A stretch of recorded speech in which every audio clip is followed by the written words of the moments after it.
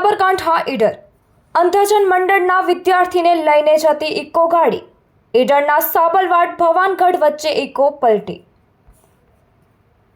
Road પર આવેલ ગટરમાં ઇકો ગાડી ફસાયા બાદ ડ્રાઈવર દ્વારા નીકાળવા જતા ઇકો ગાડી પલટી મારી હતી, જેને લઈ ઇકોમાં બેસેલા 13 જેટલા બાળકોને ઈજા થયેલ, જેમાં 7 બાળકોને નાની મોટી ઈજાઓ અને એક બાળક ગંભીર અવસ્થામાં હોય।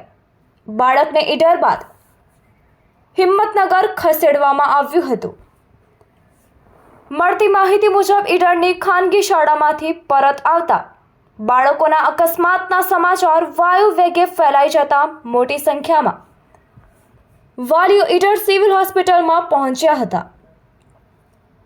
અકસ્માતને પગલે ઈડર પોલીસ દ્વારા સિવિલ હોસ્પિટલ પહોંચી આગળની કામગીરી હાથ ધરે।